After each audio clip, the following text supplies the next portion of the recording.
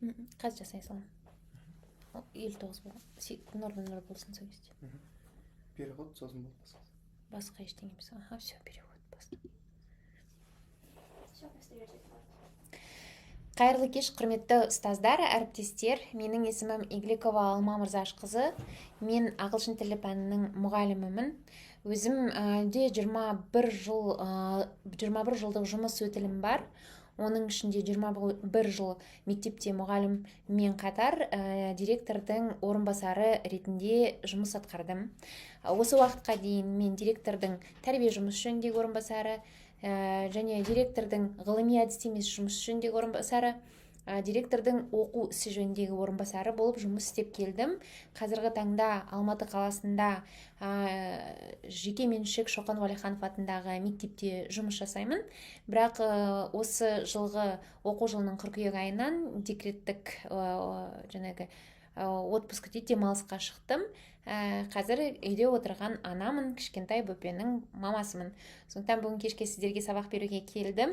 Егер кішкене бір сөздерді ұмытып, немесе жаңылып жатсам, сіздер сыни қарамайсыздар деген ойдамын, түсінушілікпен қарайсыздар. Өйткені таңертеңнен кешке дейін баламен тек қана қысқа сөздермен сөйлеп жүргендіктен кешке қарай мүмкін ойымды жинастыра алмай қалуым мүмкін. Екіншіден, менің негізгі кәсіби тілім орыс тілі болғандықтан қазақ тілінде кейбір сөздерді бірден еске түсіріп, мысалға ойымды жеткізу барысында қиналуым мүмкін. Соған да түсінушілікпен қарайсыздар деген ойдамын. Өйткені сіздермен бүгін мен бір біліммен бөлісуге келдім, және сол білімнің бөлісінде шегі жоқ. Оған тілде шек болмау керек, ешқандай бір қиындықтар туса да, сол қиындықтарды бірге сіздермен өтемін деген сенімдемін. Сіздер уақыт тауып шыққандарыңызға көп рахмет. Сонымен сіздермен бірге бастайық. Осы презентациямен мен осының алдында басқа ұстаздардың алдарында сөз сөйлегем. Қазіргі таңда осы чатта отырған егер ұстаздар, мен бұл презентацияны көргем, бұл дифференциация бойынша өткенмін десеңіздер, бар болсаңыздар, өздеріңізді айта жатсаңыздар жаңағы чатта. Сонымен кеттік. Дифференциация әр оқушы дами алады деген тақырыпты алдық. Негізгісі дифференциация мұғалімдердің ортасындағы ең үлкен бір қиын тақырыптардың, қиын әдістемелердің бірі. Өйткені дифференциация мұғалімнің тарапынан көптеген энергияны, уақытты, жұмысты талап етеді. Ал сіз бен біз мұғалім болғандықтан таңертеңнен кешке дейін бұл уақытымыздың немесе басқа да ресурстарымыз көп болмай жатады. Сондықтан біраз қиналаңқыраймыз. Бірақ соған қарамастан өзіміздің тәжірибемізді жақсарту бағытында сіздермен осы дифференциацияны сабақтың барысына толыққанды енгізуге бірге тырысайық. Сонымен кеттік. Ең бірінші, мен өзімнің презентациямды екі адамның ғылыми істеріне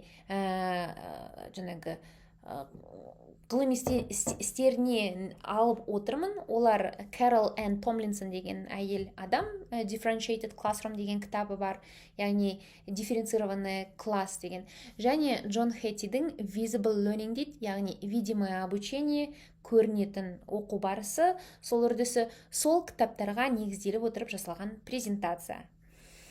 Көп рахмет, Света, сізге түсінушілікпен қарағандарыңызға. Сонымен, Джон Хэтти. Сіздер мүмкін біраз адам Джон Хэттидің кітаптарын, зерттеулерін оқыған боларсыздар. Бұл кісінің зерттеулері өте атақты, дүние жүзіне тараған.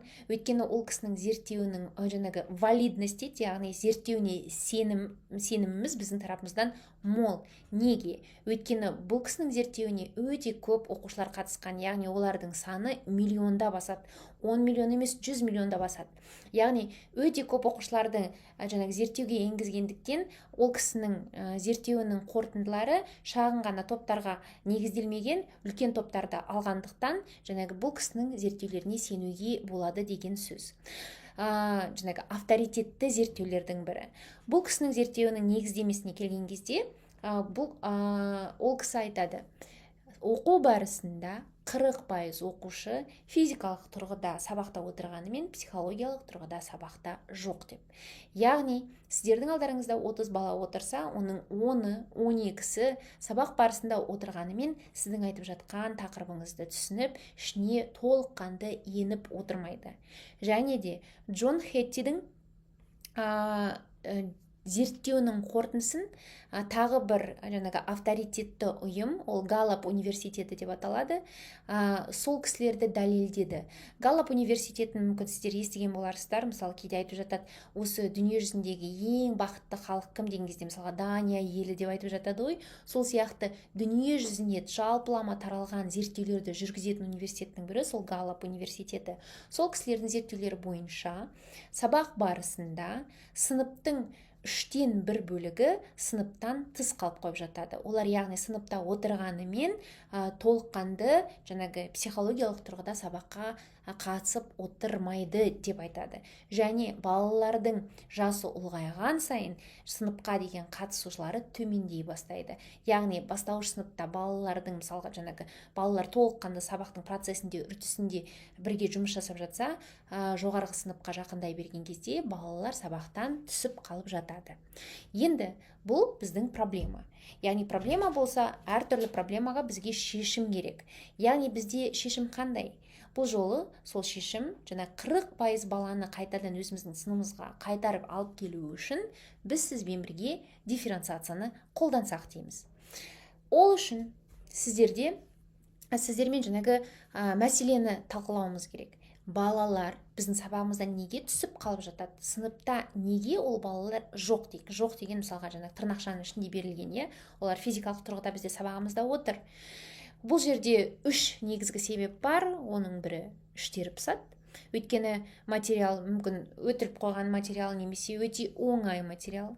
Кейде біздің материалдарымыз, Выгодскийдің айтуы бойынша, актуалды аймақта, егер біз тақырыпта материалдарды берсек, балаларда ол сабаққа қызықпайды.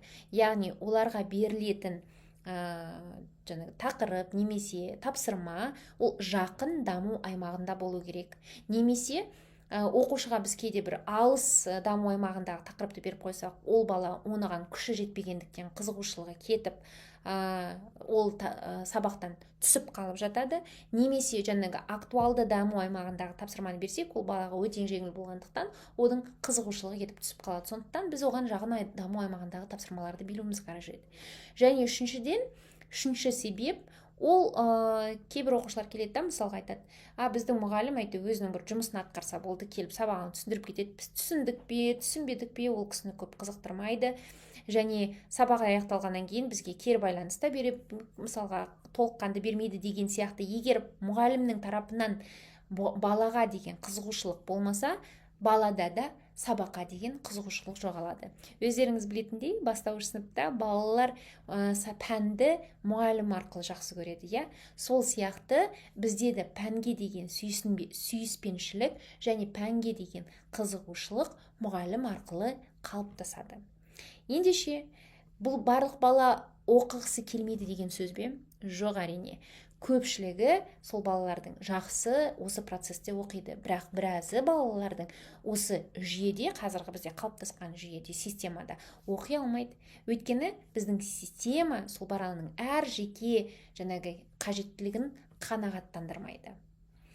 Ендеше, сіздермен бірге осы презентацияға енбес бұрын, мына жерде бір кішкентай анонс берейін. Джон Хеттидің Visible Learning ішінде бір показатель дейді ғой, мысалға тұрақты сан бар. Ол мына жерде өздеріңіз көріп тұрғандай D04 деп берілген. Егер мұғалім өзінің сабақ процесіне бір техникамен немесе әдістемесін араластырса, ол жақсы эффект беру керек. Яғни ол баланың академиялық тұрғыда дамуына көмек беру керек. Яғни, мысалы, мен сабаққа келіп, бүгін біз кішкентай топтармен жұмыс жасайық десек, бұл менің бүгінгі жұмысқа келген формам. Ол форма балалардың жақсы оқуына көмектеседі. Сол кез келген жаңағы араласу, вмешательство деген, иә, кез келген мұғалімнің тарапынан араласудың орташа әсері D04 деген санмен берілген. Егер D04 деген санмен берілген, ал кейбір техникалармен келген кезде ол техникалардың жаңағы қосатын сабаққа қосатын баланың дамуына қосатын үлесі үлкен болып келеді.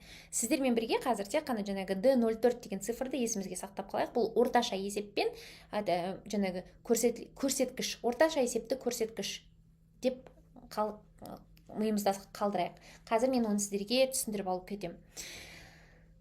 Мысалы, бұл жерде таблица көріп отырсыздар, бар чарт дейді, яғни көрсеткіштер бар. Ең мысалға средний эффект порог деп тұр ғой, сіздерде таблицаның төмен жағында, ол 0,4 көрсеткіш. Яғни мұғалім қандай да стратегиямен келсе де сыныпқа, ол өзі орташа көрсеткіш 0,4 деген жаңағы удельный вес дейді ғой, қазір есіме түсіре алмай отырмын қазақшасын. 0,4 деген көрсеткіші бар деп санап кетейік. Енді қарап отырсаңыздар, дифференциациямен мұғалім келсе, ол да сол 0,41 деген көрсеткіші бар. Яғни орташа көрсеткіштен енді 1 балға болсын да жоғарырақ. 1 балға емес, 0,1 балға болсын жоғарырақ. Келесі, мұғалімнің тарапынан күтетін нәтиже. Егер мұғалім балаға сеніп нәтижесін күтетін болса, ол да өзінің көрсеткісі 0,43. Және егер мұғалім мен оқушының ортасындағы қарым-қатынас жақсы болған жағдайда, ол көрсеткіш 0,52. Яғни бұл зерттеудің көрсеткіштері ғой. Яғни бұл көрсеткіш орта көрсеткіштен жоғарырақ. Яғни сіздің баламен қарым-қатынасыңыз жақсы болса, сіздің балаңыз академиялық тұрғыдан жақсы дами алады. Сәтті оқушы бола алады болашақта деген. Келесі, мұғалімнің тарапынан кері байланыс 0,173. Егер мақсатымыз айқын болса, 0,175. Егер біз жаңағы формативті бағалауды кері жаңағы толыққанды дұрыс берсек, ол 0,9. Ал және ең жоғарғы көрсеткіш collective teacher efficacy деп аталады. Ол, яғни мектептегі барлық мұғалімдер, балаға сабақ беретін мұғалімдердің балаға деген сенімі, яғни орысша айтқан кезде иногда забивают на ребенка, а бұл жерде баланың әрқайсында бұл бала оқи алады деген сенім. Бұл бала жетістікке жете алады деген сенім. Және менің тарапынан мен бұл баланы үйрете аламын деп мұғалім өзі сенсе, оның көрсеткіші 1,157 болып көрінеді, болып тұр. Сондықтан осы таблицаға қарай сіздермен ең жоғарғы көрсеткіш мұғалімнің балаға деген сенімі, потенциалына сенімі, алып шығара аламын деген. Ал оның ішінде дифференциацияның мысалға көрсеткішін 0,141, ол біраз төмен екен. Бірақ соған қарамастан сіз бен біз қандай да болсын стратегияларды, техникаларды өзімізбен бірге сабаққа алып келуіміз керек. Өйткені олардың біреуінің үлесі үлкен болса да, біреуінің үлесі кіші болса да, ол үлес бәрі бір толыққанды баланың қалыптасуына өзінің себебін тигізеді.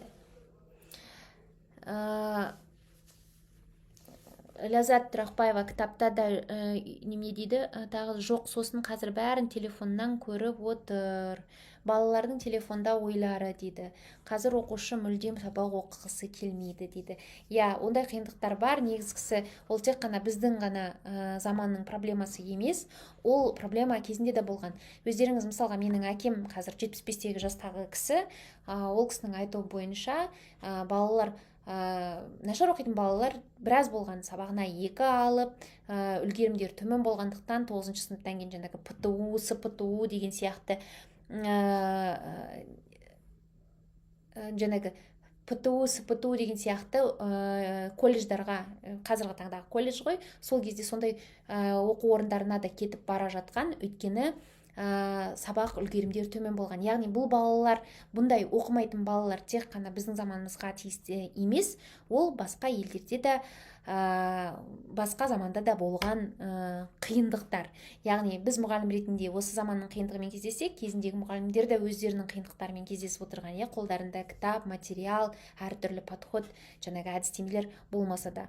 Орысша араластырмайық. Кешірім өтінемін, Ләззат Тұяқбаева, сіз орысшам, егер қазақшам жетпей жатса, енді мен араластырып жіберемін, сіздер маған көмектесіп, кері байланыс ретінде менің орысшамды қазақшаға аударып отырсаңыздар көмекті болар еді. Өйткені маған қате жіберіп, сол қатені жөндеуге мұршат етсеңіздер, менде де ішкі сенімім арта түседі.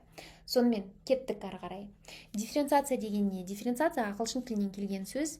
Different, әртүрлі деп бөлінеді. Бірақ қазіргі таңда мұғалімнің дифференциацияны қолданасыз ба десе, я қолданамын дейді. Қалай қолданасыз десе, балаларға әртүрлі тапсырма беремін дейді. Ол жауабы мұғалімнің негізгісі дұрыс. Әртүрлі тапсырма дифференциацияға жатады. Бірақ көп мұғалімнің ойы сол әртүрлі тапсырманы әртүрлі балаға беру, сонымен дифференциация аяқталды деп ойлайды.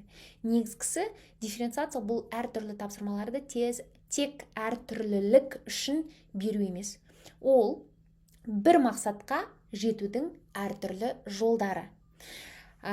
Мысалы, сіздер біз Қазақстанның әр түкпір-түкпірінен келіп отырған мұғалімдерміз, бірақ бәріміз орта бір бағдарламамен жұмыс жасаймыз. Яғни, жаңағы ГОСО дейді, қазақшасы, мысалға, мемлекеттік бағдарлама. Сол мемлекеттік бағдарламаның ең соңында балаларды ұлттық бірыңғай тестке дайындаймыз. Ол Шығыс Қазақстан болсын, Батыс Қазақстан болсын, ауылды жер болсын, қалалы жер болсын, бізде ортақ бағдарлама, ортақ мақсат, бір мақсат. Бірақ біздің алдымызда отырған балалар әртүрлі. Олар Қазақстанның жаңағы орналасқан жеріне байланысты әртүрлі. Тіпті бір Алматыдағы, бір сыныптағы отырған балалардың өздері өзара әртүрлі. Олардың өткен жаңағы бэкграунд дейді, ағылшынша айтқан кезде, ортасы, өскен ортасы әртүрлі, оқыған кітаптар әртүрлі, даму барысы әртүрлі. Сондықтан мысалға осы жерде көрсетілген цифрда көрсетілгендей, бір мақсатқа егер балалар әртүрлі болса, тек қана әртүрлі жолмен сол мақсатқа жете аламыз. Сол маршрутты сіздермен жобалау біздің ең үлкен мақсатымыз. Осы сияқты ойларды өздеріңізге түртіп жазып қойып отырсаңыздар болады, өйткені сабақтың аяқталғаннан кейін сіздерге жаңағы тест берілген кезде осы сияқты сұрақтар келуі мүмкін. Сонымен дифференциация, бұл дифференциацияның формуласы бір мақсат, бір жолға сәйкес емес. Яғни, дифференциация дегеніміз бір мақсатқа, ортада тұрған мақсатқа балалардың әртүрлі жолдармен келуі. Соны дифференциация дейміз. Хетти айтып кеткендей, дифференциацияның көрсеткіші 0,47, яғни ол орта көрсеткіштен жоғары, яғни дифференциация өзінің тиімділігін дәлелдеген әдіс. Сондықтан бізге қолдануымыз міндетті емес болсақ та, бізде енді көп адамдар міндеттемейді, бірақ қолдансақ нұр үстіне нұр болар еді сабағымызда. Сонымен, сіздер мұғалім ретінде ең бірінші қоятын сұрақтарыңыз мынандай болуы мүмкін. Дифференциацияны білеміз, оның қай жағдайда қолдануымыз керек екенін, оны да түсінеміз, бірақ әр оқушыны айтасыз, сіз 30 оқушының әр оқушының даму үшін уақытымды, ресурстарымды және мен өзімді қалай жеткіземін, мен жалғыз бала 30 деп. Бұл жүктемем артады деген сөз ғой деген сияқты сұрақтар келеді.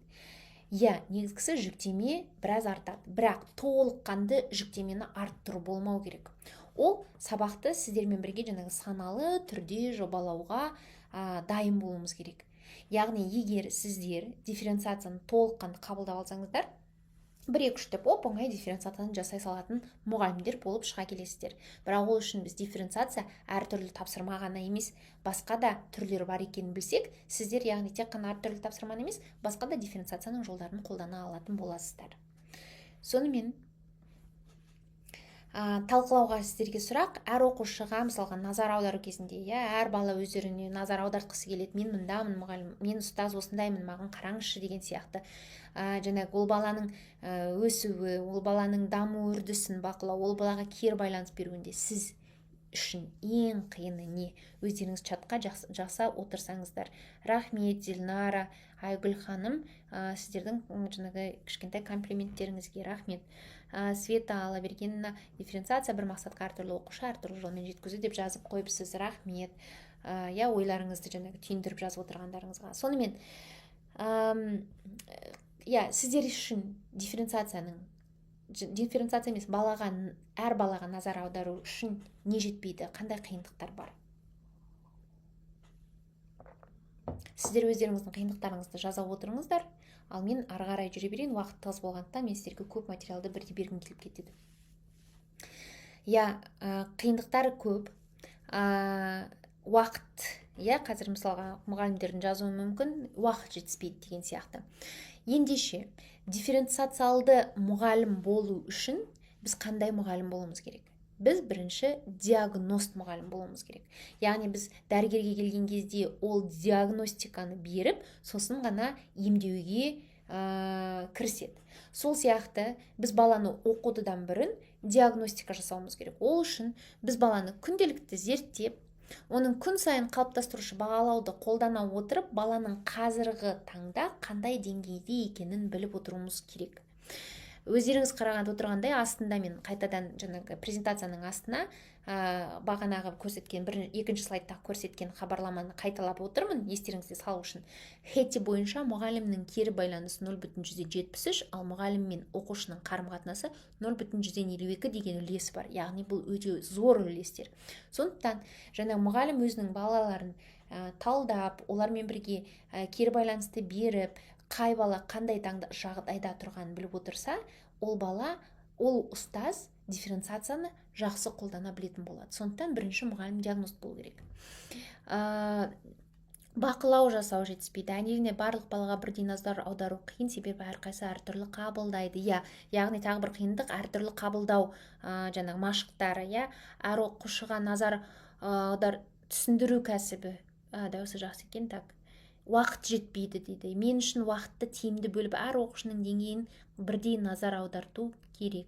Бала саны көп. Негізгісі сіздермен бірге мәселелеріміз біреу. Уақыт жетіспейді, баланың саны көп, әркімнің қабылдау жаңағы қасиеті әртүрлі, машықтары, дағдылары. Сондықтан сондай қиындықтармен кездесеміз. Яғни сол қиындықтарға төтеп беру үшін біз өзіміздің тарапымыздан, бойымызда мынандай қасиеттерді қалыптастыруымыз керек. Ол үшін бірінші мұғалім диагност ретінде қалыптастырушы бағалауды дұрыс қолдана білуіміз керек. Келесі, екінші, біз мұғалім дизайнер болуымыз керек. Яғни дизайнер деген не? Дизайнер үй жиһазының дизайнері, немесе үйдің дизайнері, ол алып келіп ортаны безендіреді ғой. Сол сияқты сіз де ұстаз ретінде сыныпты безендіресіз. Безендіру деген ол дұрыс тапсырмаларды алып келу, сабақтың ішінде балаларды дұрыс топтарға бөлу, сабақтың барысында темпті өзгерту. Мысалы, бір күні сыныпқа келесіздер, мен бүгін парталарды П әрпімен қоям, ортаға дискуссия жасатам. Мен бүгін парталарды жаңағы аралдар сияқты бөліп қоям, балалар топпен жұмыс жасайды. Мен бүгін парталарды қоймайм, ортаға кілемді жайып жіберіп тұрып, балалармен талқылау жұмысын өткізем десеңіз, сіз бүгін ортаны өзгертетін дизайнерсіз. Егер келіп сабақтың басында темппен беріп, ортасында балаларды саябырлатып келіп, қайтадан темпіңізді қарқындатып отырсаңыз, сіз дирижер, жаңағы дизайнер сияқты ортаны безендіресіз. Сол сияқты екінші мұғалімдегі болатын қасиет, ол мұғалім дизайнер болу керек. Үшіншісі, ол мұғалім коуч. Қазіргі таңда коуч деген енді жалпы таралған, жалпылама атақты сөз болып кетті, бірақ бұл коуч дегеннің ең бір жақсы мағынасы, коуч өзі сенімді орта қалыптастыра алады. Коуч ол адамдарға таңдау береді. Яғни сіздердің оқушыларыңызда таңдау болу керек, сіздермен бірге сенімді қарым-қатынас болу керек. Сондықтан сіздің тарапыңыздан сондай бойларыңызда баланы өзіңізге қарата алатын бір коучтың қасиеттері болуыңыз керек. Сондықтан қазір тұжырымдалай келе, мұғалім, дифференциалды мұғалім, ол үш түрлі мұғалім: мұғалім диагност, мұғалім дизайнер, мұғалім коуч. Келесі, осыған қарап отырып, сіз өзіңізге мынандай сұрақ қойыңыз мүмкін. Мен дифференциацияны қолданамын ғой деймін сабақта деп. Ал қазір сіз қолданасыз ба, қолданбайсыз, болған бұл кесте көмектеседі. Сол жағында берілген ол дифференциациясыз сынып. Ол жерде барлық тапсырма, барлығы бірдей бір тапсырманы орындайды. Барлық сыныпта бір қарқын деген бір темп. Яғни материалды ұсынудың бір ғана форматы бар. және бағалау мұғалім тек соңында ғана өткізеді балаларға, сен осындай баға алдың деп. Және оқушылар көбінесе бір-бірімен салыстырылып жатады, яғни Жандос бүгін 8 есеп шығарды, молодец, жарайсың, ал мына жерде мысалға Гүлмира, сен 3 есеппен қалып қойдың деген сияқты. Енді өзімізбен егер өзіміз шыншыл болып жаңағы рефлексия жасасақ, мысалға менің сабағымда бұндай болады. Мен кейде бір тапсырманы бар балаға жалпылама беремін, бір темппен барлық сыныппен жұмыс жасаймын, сабақ аяқталғанда бағалауды беремін. Яғни менің тарапымнан дифференциациясыз сыныптар болып жатады. Ал дифференциациялды сынып ол қандай? Тапсырмалардың деңгейі мен тапсырмалар деңгейі мен қызығушылығына сай таңдалады, балалардың қызығушылығына. Және темп әртүрлі, біресе жылдамырақ, біресе баяуырақ. Формат, сабақтың барысындағы форматтар әртүрлі, және оны балаларда таңдау мүмкіндігі бар. Және мен үздіксіз диагностика жасап отырамын. Сабақ барысында толыққанды сабақтың 2-ші минутынан бастап мен кері байланыс беріп, үздіксіз диагностика жасап, бағалап отырамын. Және бала басқа оқушылармен емес, тек қана өзімен өзі салыстырылады. Кеше осындай болса, бүгін ол балам осындай жетістікке жетті деген. Яғни егер сізде оң жақтағы кестенің тұрған сөйлемдері ойларыңызда мысалға келіп, мен бұны істеймін десе, сіздер тіпті қазірден дифференциацияны қолданып жатырсыздар деген сөз. Әр оқушының деңгейі, қызығушылығы мен оқу қарқынын ескеріп отыру керек дейді. Дұрыс айтасыз. Рахмет, түсінікті айтып жатсам. Көп рахмет сіздерге. Егер түсініксіз болып жатса, сұрақтарыңызды қоя отырсаңыздар болады. Көп рахмет сіздерге. Сіздердің де көрдіңіздер ме, кері байланыстарыңыз маған қандай қажет? Сол сияқты балаға да сабақ барысында кері байланыс өте қажет. Мен мысалға қазір сабақты қалай түсіндіріп жатырмын, сіздер маған беріп қойдыңыздар, мен ары қарай да солай жалғастыра берейін деген ойдамын. Келесі, дифференциацияны жасауда бізде 4 бір буын бар. Сол 4 буынға негізделуіміз керек. Ең бірінші, дифференциацияны орнату үшін қауіпсіз орта болу керек. Қауіпсіз орта деген жаңағы партаның бұрышы өткір бала басын соғып алмасын деген емес. Ол басқа қауіпсіз орта. Біз қазір баланың тарапынан қате жіберуге болатын ортаны айтып отырмын.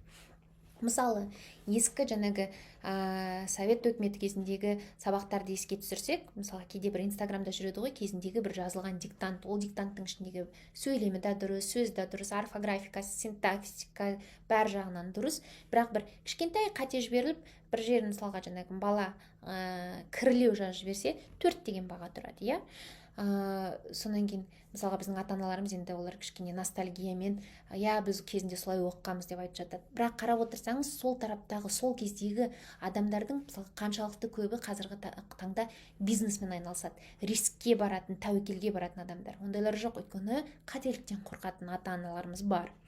Ал егер баланың тарапынан тамаша, сен қатені жіберіп өзің тауыпсың және оны өзің жөндепсің, ал өзің жөндеу деген сөз, яғни өзіңнің жұмысыңды аяқтаған соң тағы бір рет артынан оқып шығып қарадың, сен өзіңнің жұмысыңа өзің жауапкершілік алып отырсың. Қатеңді жөндегенің үшін мен саған бағаны төмендетпеймін, негізгісін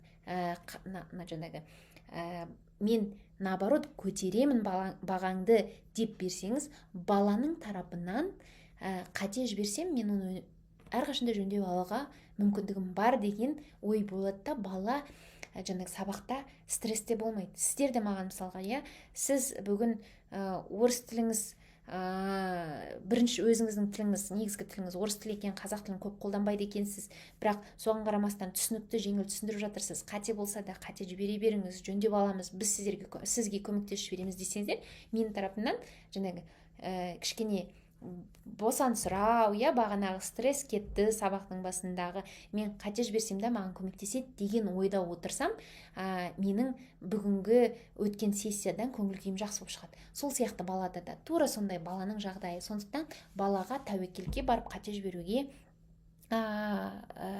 көмектесуіміз қажет. Келесі, біздің тарапымыздан мақсаттарымыз айқын болу керек мұғалім ретінде. Өте көптеген мұғалімдердің сабақтарына қатысып жатсаң, кейде оқу бағдарламасындағы тұрған мақсатты алып келіп балалардың алдарына қояды, бірақ ол мақсат мұғалімдер үшін берілген. Ал біз оны балаларға жеңіл тілмен, бір етістікпен, бір толықтауышпен, яғни кішкентай қысқа сөздермен балаларға түсінікті қылып берсек, бала өзінің мақсаты қандай екенін білсе, ол мақсатқа оған жету оңайырақ болады. Және сабақ барысында жаңағы қалыптастырушы бағалауды беріп отырып, және әр балаға кері байланысты уақытылы беріп отырсақ, және икемді оқу дейді, тапсырмаларды, топты, қарқынды өзгертіп отырсақ, міне осы дифференциацияның 4 буыны бізге өте үлкен көмек береді.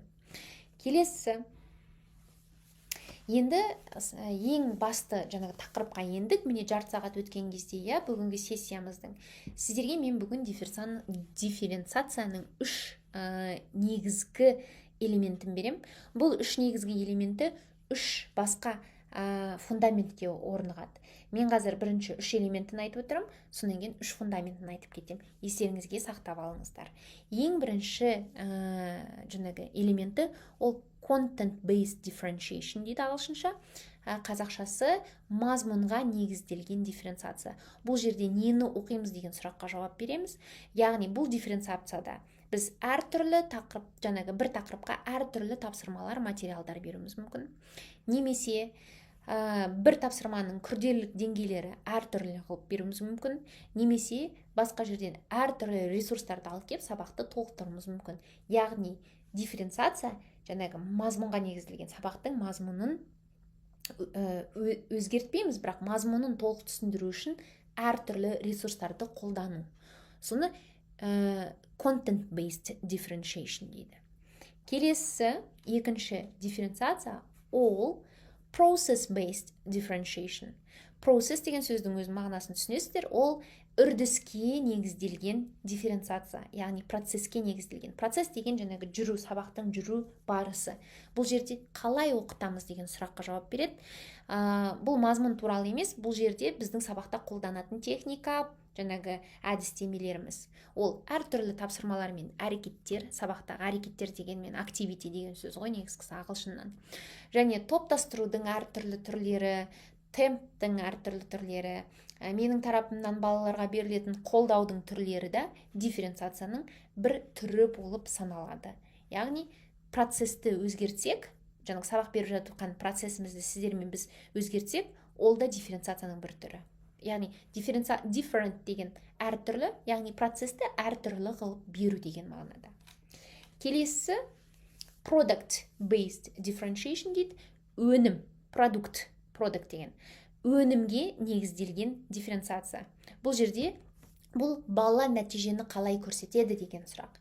Яғни бұл жердегі дифференциация бала өзінің оқыған тақырыбын, материалын, өтіп кеткен тақырыбын сіздерге эссе, немесе бір постер, немесе бір жаңағы бейне материал ретінде өзі таңдап беретін, қорытындысын беретін жаңағы өнім.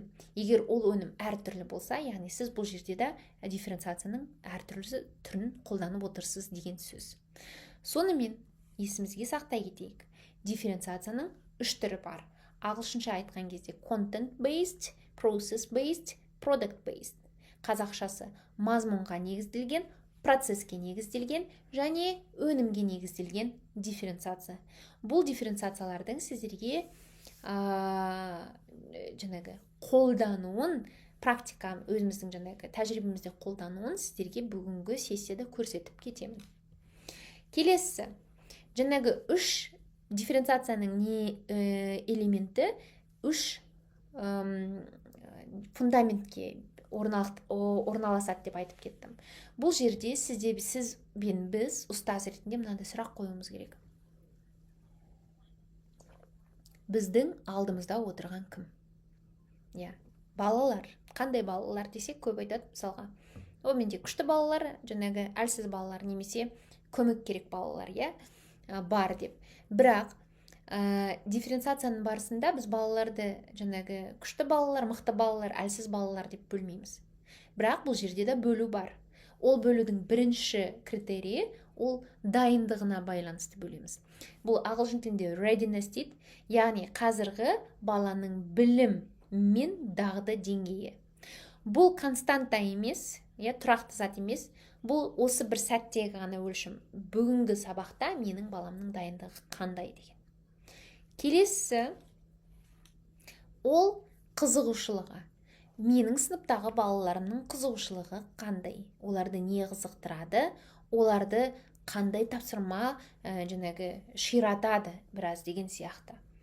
Келесі үшінші жаңағы критерий ол баланың оқу стилі қандай деген. Қандай материалды берсем оңай тапсырманы меңгереді.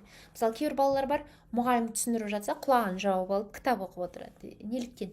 Өйткені ол бала аудиал емес, оған міндетті түрде мәтінді өз көзімен көру қажет. Ал кейбір балалар бар, кітапты 5 рет оқып келсе де мұғалімнің аузынан түсіндіргенін естімегенше өзі толыққанды тақырыпты түсінбейді. Сондықтан бір балаларға мысалға жаңағы бір практиканы, тәжірибені физикадан, химиядан мысалға видео ретінде көрсетіп жатсаң да, немесе схемамен, жаңағы опорный конспект дейміз ғой, сонымен де көрсетіп жатсаң түсінбейді, ол балаға оны қолмен жасап көру керек. Яғни бұл жерде баланың сабақта жаңағы жұмыс жасау стилі әртүрлі. Яғни жаңағы айтып кеткен мазмұнға, процеске, өнімге негізделген дифференциация өзі жаңағы 3 критерияға бағынады. Ол жерде біз мұғалім оқушының дайындығын ескеруіміз керек, оқушының қызығушылығын ескеруіміз керек, және оқушының оқу стилін ескеруіміз қажет. Келесі, бұл жерде жаңағы маңызды идея readiness, ability дегеннің ортасында сіздер көріп тұрсыздар, теңсіздік белгісі тұр.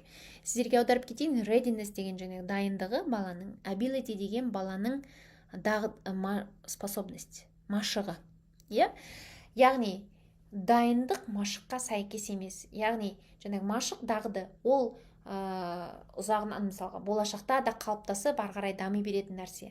Ал дайындық ол бүгінгі сабақтағы осы сәттегі нәрсе. Мысалға біздің мұғалімнің тарапынан мынандай ой болуы мүмкін. Ой, бұл бала енді үлгермейді, осы баланың шегі депші, көп нәрсе күтуге болмайды деп. Бірақ бағана айтып кеттім, Джон Хеттидің зерттеуінде мұғалімнің сенімі баланың академиялық тұрғыда дамуына өте үлкен үлесін қосады екен. Сондықтан бұл жерде біз бүгінгі баланың дайындығы төмендеу болса да, болашақта ол баланың дайындығы өзгеруі мүмкін екенін есте ұстауымыз қажет. Мысалы,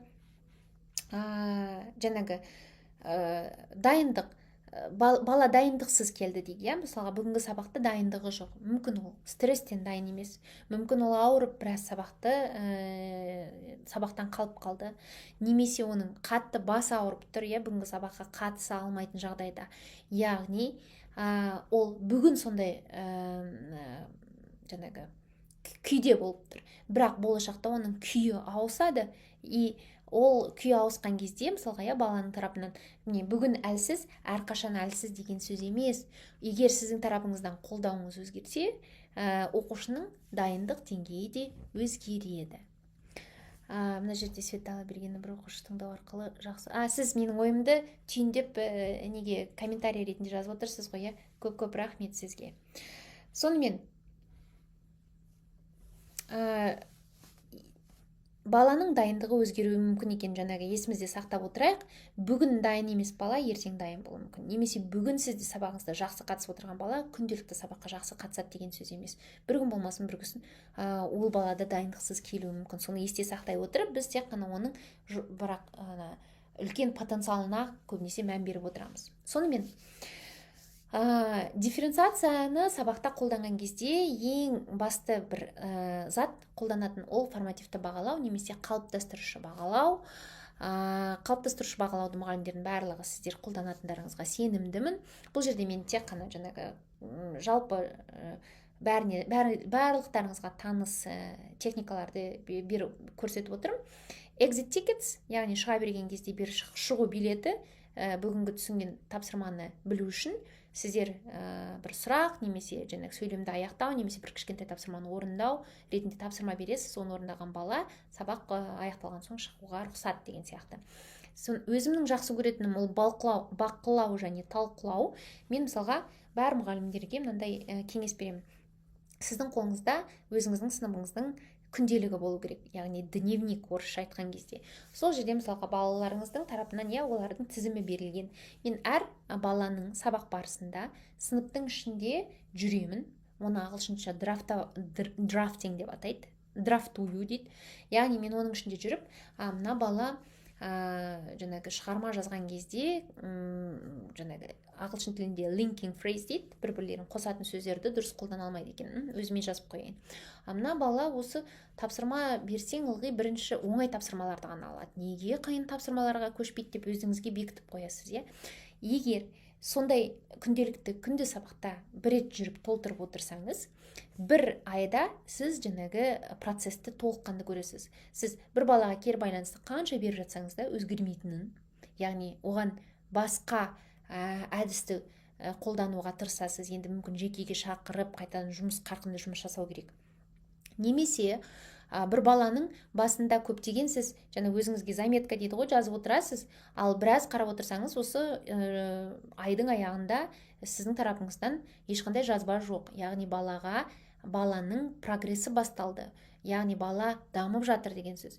Жаңағы сияқты күнделікті толтырып отырсаңыздар, өздеріңізбен ата-аналар жиналысы болған кезде де ата-аналарға толыққанды баласы туралы жақсы кері байланыс бере алатын боласыздар.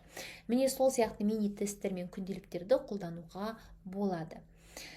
Жаңағы өздеріңіз естеріңізге сала кетейін, Джон Хеттидің айтуы бойынша формативті бағалау 0,90 деген үлеспен баланың қадамына қарқынды үлес қосады екен. Бұл жерде маған өте ұнайтын аналогия. Балжан Қаратаева, үнемі дайын емес балалар да бар, оларға қалай подход жасаймыз дейді. Бірге ойланып отырып, мысалға басқа әріптестерді өздерінің тәжірибелерімен бөлісе отырса болады жауап беріп. Егер бүгінгі сабақтың соңында уақыт қалса, мен жауап беруге тырысамын. Маған ұнайтын аналогия, формативті және қалыптастырушы бағалау ол GPS тәрізді. GPS-ті білесіздер, бәрімізде тугис бар. Тугиста бір жерге жету үшін, мысалы, жаңағы Меңдіқұлова 198 деген адресті тура жазуымыз керек. Яғни Меңдіқұлова 197 деп жаза алмаймын. 197 десем, мен өзімнің мақсатыма жете алмаймын. Менің мақсатым айқын болу керек. Және мен тугиске мысалға машинаға отырғаннан кейін сол жерге бара жатқан кезде, егер қате жолдармен кетсем, тугис үндемей отырмайды. GPS маған жеткеннен кейін, ой, сіз қате келдіңіз, жеткен жеріңіз осы бопты деген сияқты комментарий маған бермейді. GPS менің мақсатыма жету үшін, яғни басында кіргізген адреске баруым үшін жаңағы жол барысында көмек беріп отырады. Мына жақ жолмен жүрмеңіз, бұл жерде кептеліс, оң жақ жолмен жүрмеңіз, бұл жерде жолды жөндеп жатыр.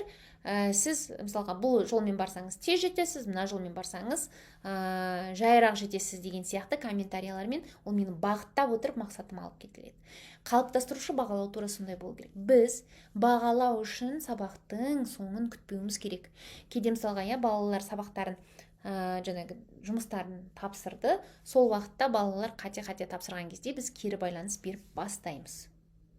Ал бала істеген тапсырмасын қатемен тапсырып қойды. Ал егер мен мұғалім ретінде формативті бағалауды сол жаңағы сыныптың ішінде жүріп балаға ойланып көр, мына жерде қалай жазу керек екен, сен есіңе мынаны түсірші деп айтып кетсек, бала бізге берген жұмысында баланың қателіктері аздау болады. Яғни біз бен сіздің мақсатымыз баланы мақсатқа жеткізу үшін GPS сияқты қалыптастырушы бағалау арқылы, комментарий арқылы баланы бағыттап, сол мақсатқа тура алып келу. Енді дифференциацияның әртүрлі практикалық стратегиялары бар. Ол мына икемді топтар, дұрыс аудардым ба білмеймін, гибкие группы деп аталады, яғни өзгертуге болатын группалар. Яғни сіздер топты дайындық деңгейі бойынша мысалға топқа бөлуге болады балаларды. Жаңағы тақырыпқа қызығушылығы бойынша бөлуге болады. Кездейсоқ топтарды жасауға болады, өйткені балалар көбінесе бір-бірлерімен отырып алады, танысы, достары деген сияқты.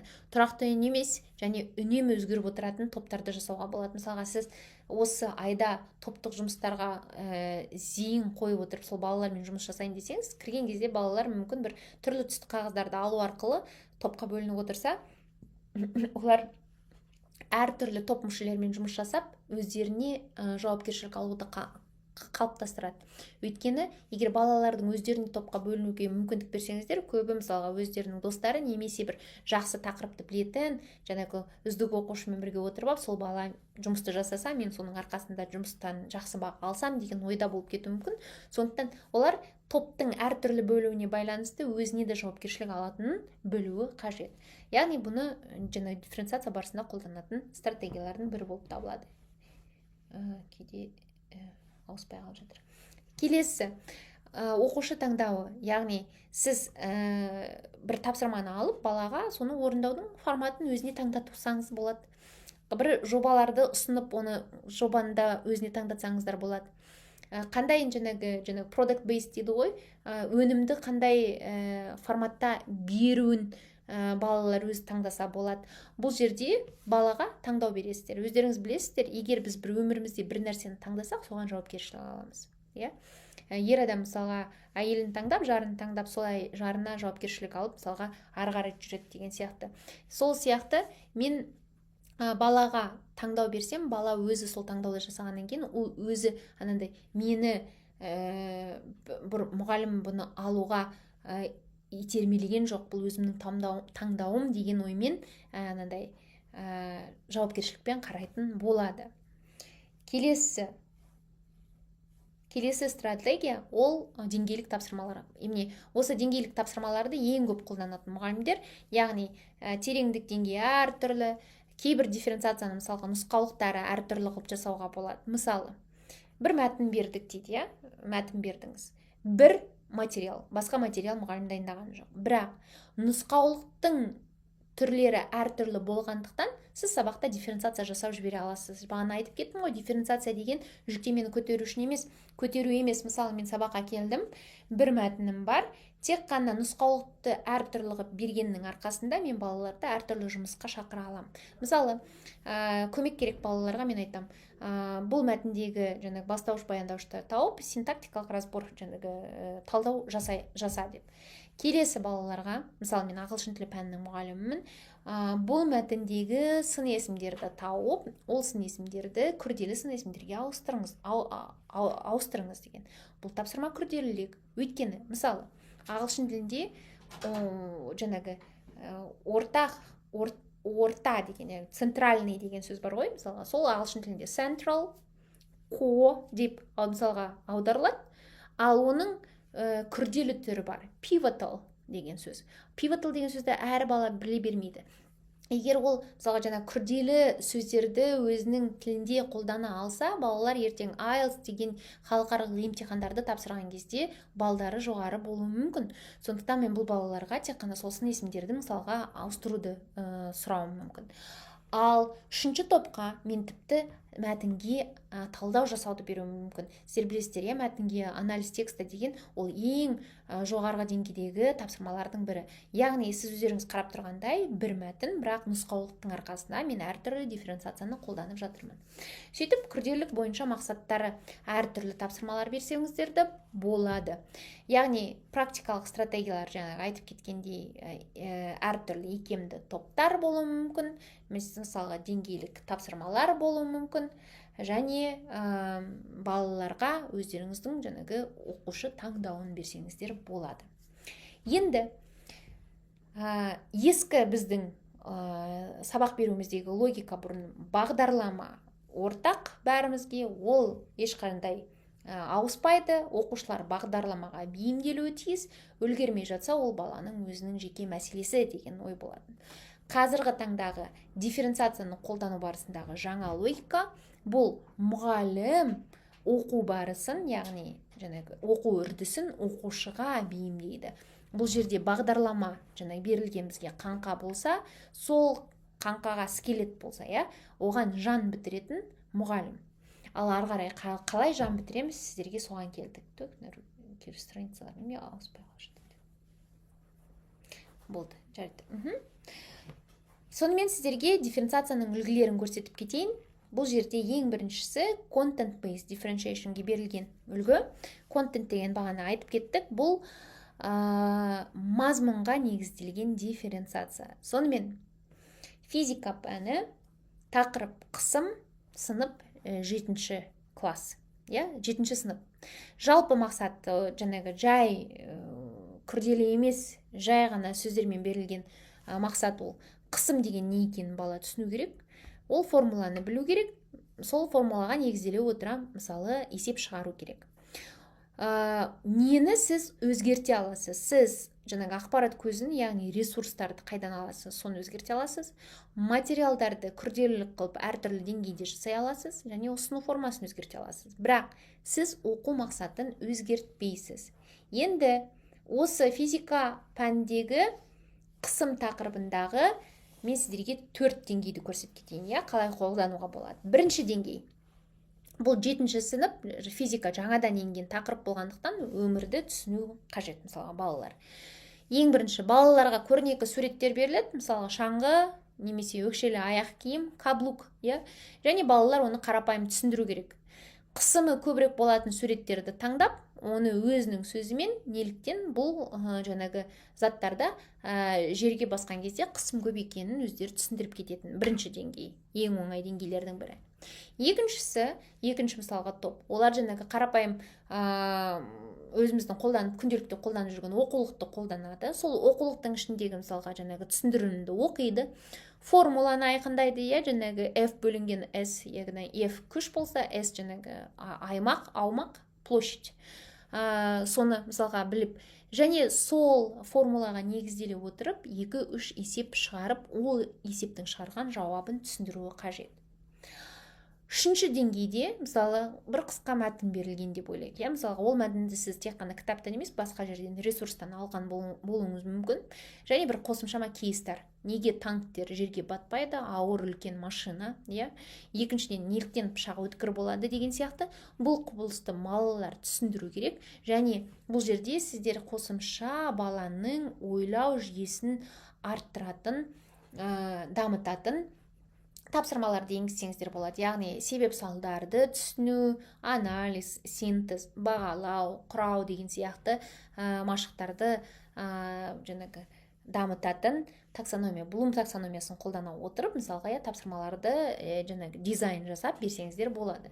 Және 4-ші деңгей, бұл жерде күрделі мәтін, видео беруі мүмкін. Немесе бір есепті шығару, ол есеп бірнеше қадамнан тұруы мүмкін. Мүмкін бұл жерде жаңағы басқа пәнмен кіріктіруді де қарастырып кетуі мүмкін. Бағана айтып кеткендей қысымда жаңағы күшті біз аймақ, площадь. Соған бөлеміз ғой. Сол кезде мысалға математикамен бірге кіріктіре отырып, балаларға ең бірінші жаңағы шаңғының табанының площадьін тап деп мысалға тапсырма берсеңіздер болады, Немесе бағанағы бірінші деңгейдегі жасаған оқушылардың тапсырмасының мысалға бір өкшелі аяқ киімнің жерге түсетін табанның астының аймағын тап деген сияқты математиканы. Сол сияқты бірнеше жаңағы сіздер мен мақтаған соң ұмытып қалдым. Шаг дейді ғой. Қадамнан тұратын, бірнеше қадамнан тұратын тапсырмаларды орындатып үйретесіздер. Сонан кейін бір нақты жағдайды беріп, эксперимент ойлап тап, немесе сол экспериментті көрсет, немесе бір күрделі есепті түсіндіріп шешіп шығар деген кезде. Бұл жерде жаңағы мақсат сақталды, яғни қысымды бала түсінеді, формуланы білет, бірақ әр баланың жасап жатқан мазмұны тапсырмасының әртүрлі. Келесі процеске, яғни сабақ үрдісіне негізделген дифференциацияға үлгі беріп кетейін сіздерге. Бұл жерде мен Қазақстан тарихын алдым. Тақырып Қазақ хандығының құрылуы 7-ші сынып деп алайық. Негізгісі мүмкін мен егер тарихшылар болса жөндей отырасыздар, мен есімде жоқ қай сыныпта Қазақ хандығының құрылуын өтетін. Жалпы мақсат, бағана айтып кеткендей, өте жалпы тілмен берілген. Хандықтың құрылу себебін түсіну, негізгі тұлғаларды білу, оқиғаның маңыздылығын түсіндіру. Нені өзгертуге болады? Өзгертуге болатын жағдайлар оқушылардың қалай ойлайтынын, талдайтынын, жұмыс жасайтынын, ақпаратты қалай өңдейтінін өзгерте аласыз, өйткені ол процесс. Ал нені өзгерте алмайсыз? Ол тақырыпты, мазмұнды және мақсатты.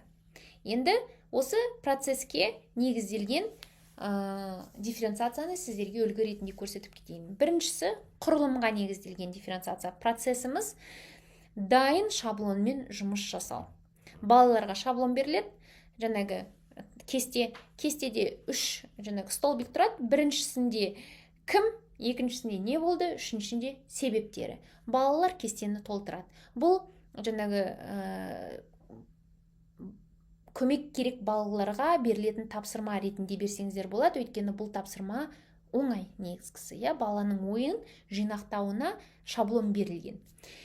Келесі, мысалға, екінші тапсырма ол түсіндіруге негізделген. Бұл жердегі процесс сұрақтарға арқылы жұмыс жасау. Бұл жерде тапсырма, мысалға, Керей мен Жәнібек не үшін кетті Әбілқайыр ханнан? Олардың кетуі нені өзгертті? Неліктен бұл маңызды? Мысалға, балалар ауызша жазбаша түсіндіреді, және бұл жерде себеп салдар жаңағы талдауы орын алады. Келесі, балаларды талдауға жетелейсіздер. Бұл жердегі процесс талқылау немесе дәлелдеу болып табылады.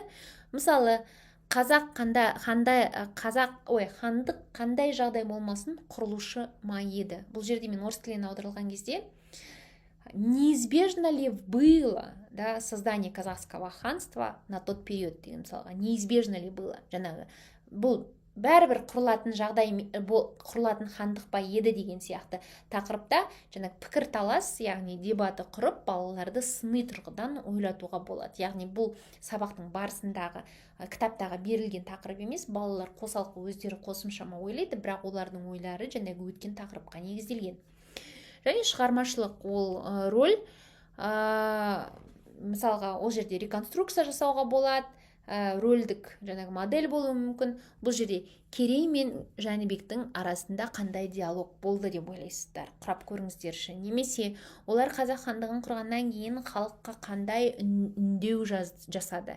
Мысалға, сол біреу Керей болып, біреу Жәнібек болып, балалар жаңағы сыныптың алдына шығып өздерінің үндеулерін көрсетуі мүмкін. Өйткені бұл тапсырманың қайсысын орындаса да балалар бағанағы 3 мақсатты орындайды. Яғни қазақ хандығының құрылу себебі, тұлғалардың рөлдері, мысалы, тағы басқалары деген сияқты. Өздеріңіз қарап тұрғандай, процесс әртүрлі, мақсат бір, материал бір, кітапқа негізделген. Үшіншісі, өнім, бағана айтып кеткен, продукт дейді, жаңағы өнімге негізделген дифференциация. Бұл жерде химия пәнін алдым.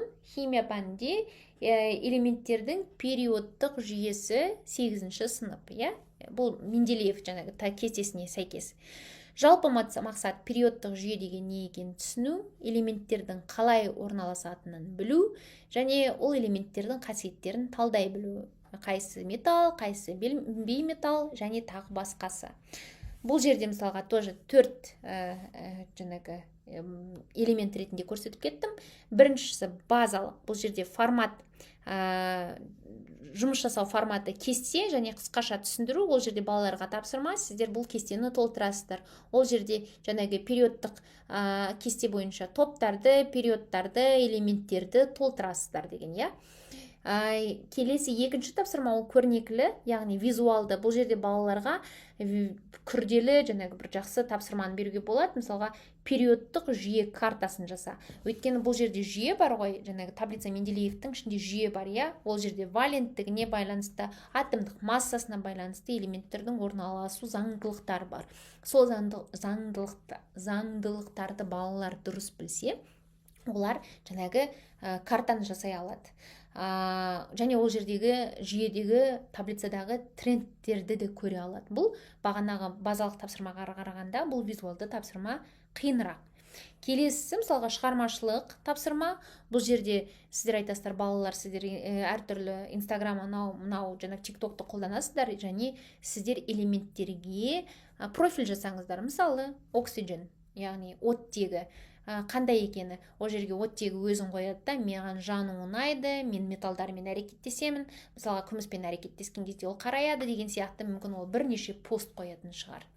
Келесі, ол жетілдірілген, это продвинутый дегенді аудардым, жетілдірілген деп. Бұл жерде мысалға, бір балаларды сендер ғалымсыңдар, сіздер бүгін ғылыми тұрғыдан өздеріңіз жаңағы Менделеевсіздер, өздеріңіздің периодтық кестені толық түсіндіріп шығыңыздар, неліктен элементтер дәл осылай орналасқан, қандай заңдылықтары бар деген сияқты. Бұл жерде ол адамдардың тіл байлығы жеткілікті болу керек, және балаларға толыққанды периодтық кестені түсіндіре білуі қажет.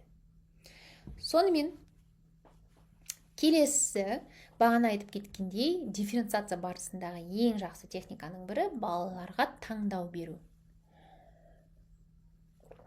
Яғни choice board дейді, немесе таңдау тақташасы.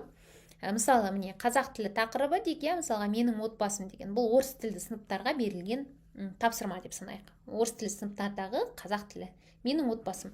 Мақсат айқын, отбасы туралы ауызша және жазбаша айта алу, тақырып бойынша активті лексиканы қолдану, қарапайым және күрделі сөйлемдер құрау.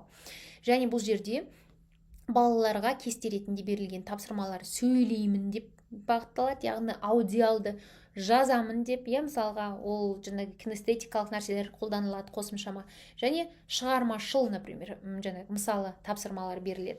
Және осы жерде балаларға айтуға болады, сіз осы берілген 9 тапсырманың ішінен екеуін таңдап, өзіңіз орындасаңыз болады деп. Бала өзіне ыңғайлы екеуін таңдайды. Мысалға сөйлегенді жақсы көретін бала екеуін де сөйлеуді таңдауы мүмкін. Немесе кейбір балалар бар, сөйлесе болды, барлығын қате қылып береді да, сондықтан оларға жазу ыңғайлы, олар мүмкін 2 тапсырманы тек ғана жазу ретінде таңдауы мүмкін. Бағана сіздер өздеріңіздің күнделіктеріңізбен егер жүрсеңіздер сабақтың ортасында, сіз бақылауыңыз мүмкін. Мына мысалға Алан күнде қанша тапсырма берсең де ылғи жазу тапсырмаларын таңдайды. Осы сыныптың алдында сөйлегенге қорқама, мен өзіме жазып қояйыншы, болашақта мен оны ақырын итермелейінші, сөйлейтін тапсырмаларды да таңдап сыныптың алдында дағдысын жақсарту үшін деп өзіңізге де бір диагност болып бала туралы заметка жасап қойсаңыздар болады. Немесе тағы бір choice board'тың түрі, ол мына жерде берілген визуалды тапсырма, немесе жазбаша тапсырма, практикалық тапсырмаларды берсеңіз болады. Мен сіздерге интернеттен арылған мысалдарды көрсетіп тұрмын. Міне тик-так-то деген тапсырма, ол балалар ойнайды ғой, крестики, нолики деген сияқты көріп тұрсыздар. Математика, тіпті математика емес, бұл геометрия.